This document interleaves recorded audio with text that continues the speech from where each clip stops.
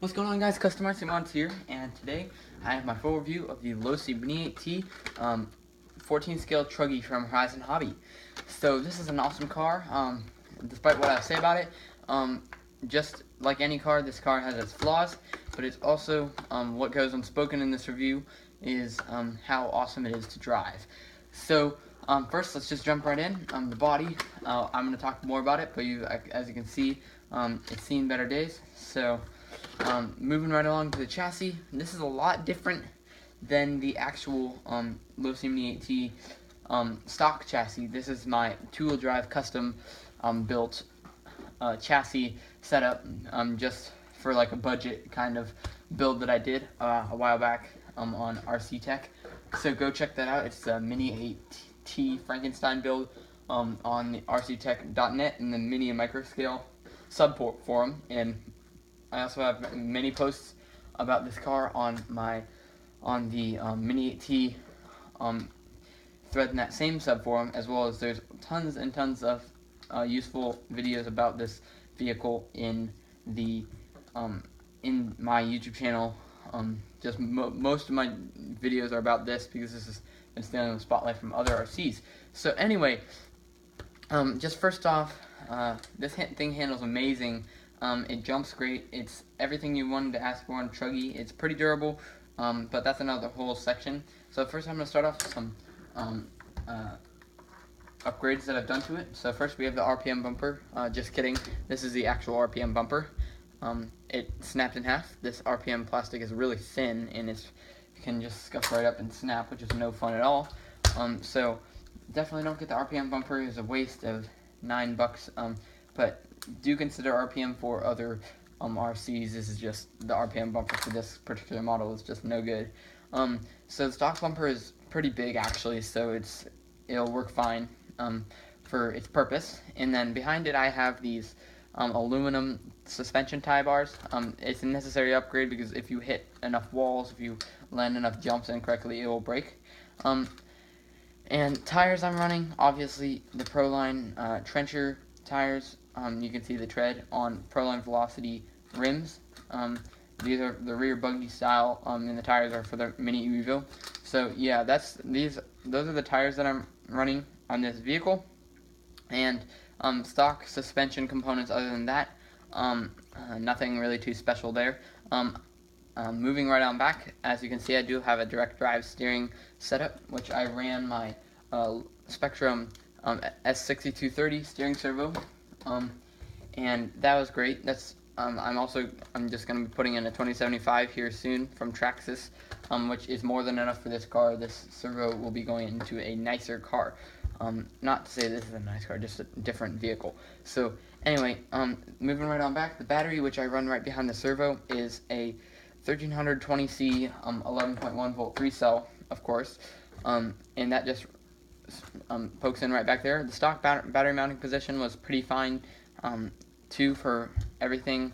I really encountered no issues with the stock chassis layout, so if you think that the reason that it's all switched around is because of the stock chassis layout, it's incorrect. So if that's one of your problems when you're coming on your checklist coming into this review, the chassis layout was perfect. No problems with any of the drivetrain, the electronics, or anything. And so moving back, I have the Spectrum SRS 4201 receiver, and I've had to replace a few of those because the antenna got a little snagged and broke off, and those are just not fun to resolder. So yeah, so be careful. Just it goes with any RC, any receiver. Just make sure that you protect your antenna. So then I have a GoPro mount right here, which I mounted up, and the stock ESC is what I'm running. And we also have the stock motor. And you say, this motor is dead. If you've seen any of my other videos, I've had follow-ups and responses to issues that I've had with this motor, and so, and so we have the motor, which, even though it's a 280 size motor, I was very impressed on the speeds. I got almost 40 miles per hour with the 3-cell battery, and I was very impressed that a little 280 size motor in a 12th scale car, or a 14th scale, pretty much a 12th scale car, could do that. that well. So it lasted well over a year, so I'm not complaining about the motor. I have no issues. I would definitely buy this motor again, even for this car.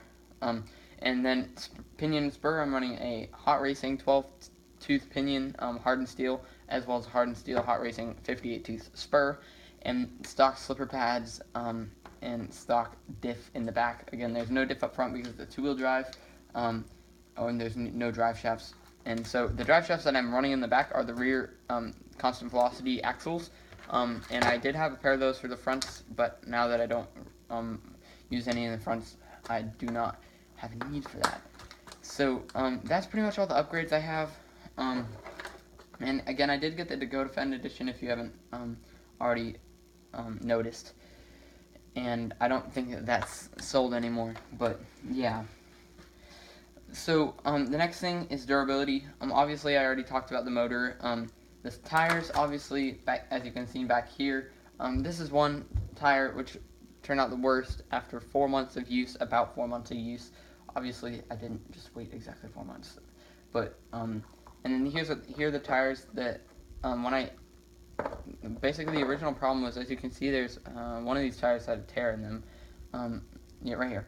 This tire had a tear in it right there from where it tore off the rim. But overall, the stock tires are really nice, compound, nice tires. It's just that they do go quick, just like any race-bred tire will. So, yep. And then the wheels are an off neon yellow color. It's not the same. This is a normal neon yellow color, and this is the yellow color. So it's kind of irritating. And then the foams, nothing too special there.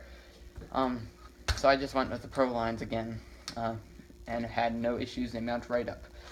And it's the nice thing about this car is that you can mount any two-wheel drive buggy tires out there, so you don't have to worry about anything with that. So for fans, I'm running Racing Tornado purple fans, and this car does need fans if you're running just with the box stock setup. I had one on the ESC and the motor, but as soon as I switched to 3S LiPo from the 2S, which I'll get to in a second, I put both fans in the zip tied them together, so you have this little cage around it, and then we have the, of course, this wire that I spliced together, as you can see. So the 2S LiPo is, I don't have it anymore. This is just a box. It's a Speedpack 2000 milliamp hour 2S pack 30C from Dynamite, and this is just directly, it will just drop in to your vehicle, and that's just nice and convenient. I just got it for a reasonable price from Horizon Hobby, and I just wanted to get something that would I knew would fit in, because the battery size, quite frankly, is it's an interesting, not proprietary size. So yeah, other durability issues I do want to say is we've got the diff right here, which is zip tied, because the diff case is just, if you land like this, the rear diff case is gonna break. Anything on the wing, the rear diff case will snap.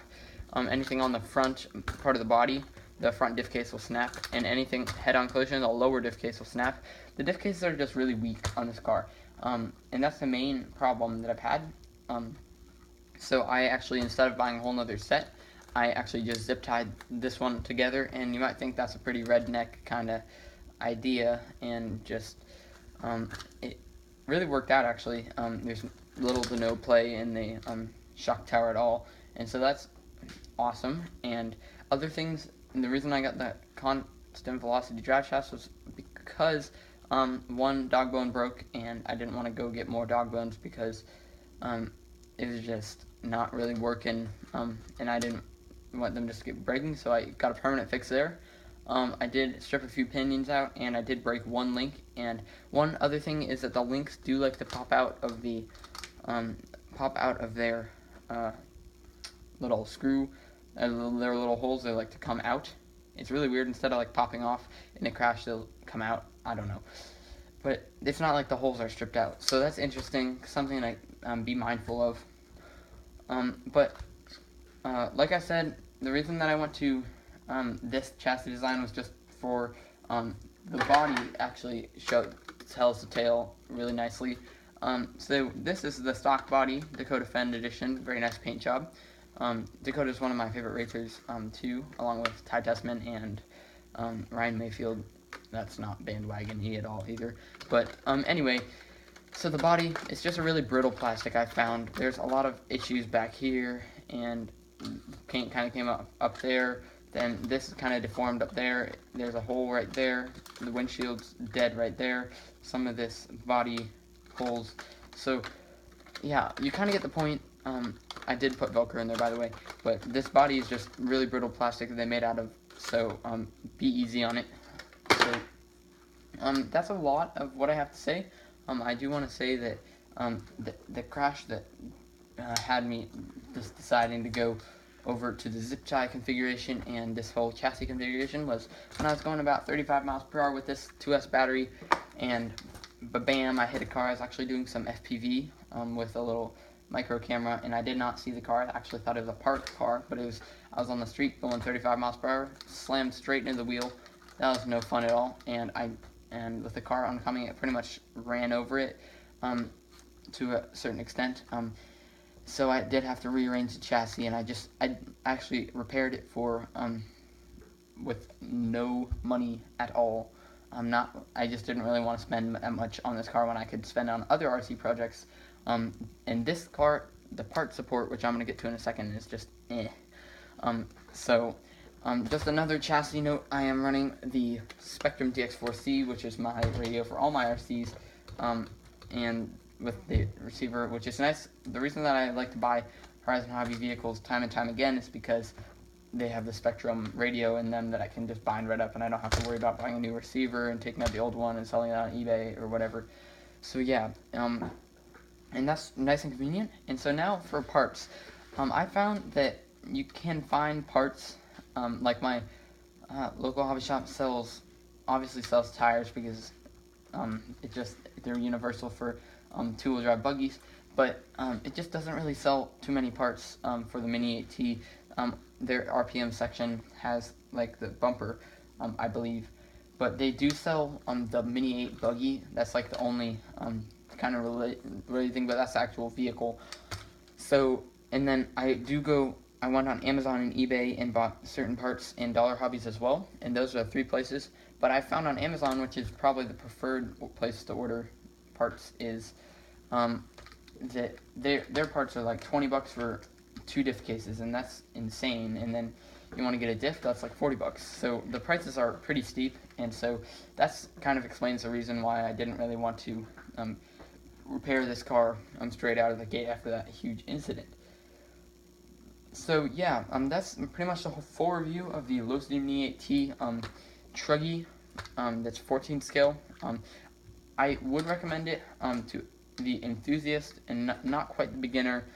If you are looking forward to a lot of wrenching, maybe the beginner, but for an enthusiast who really wants a nice handling car and knows how to drive really well, if you don't know how to drive, stuff will break, and just like any RC, this one's not perfect. It has its flaws.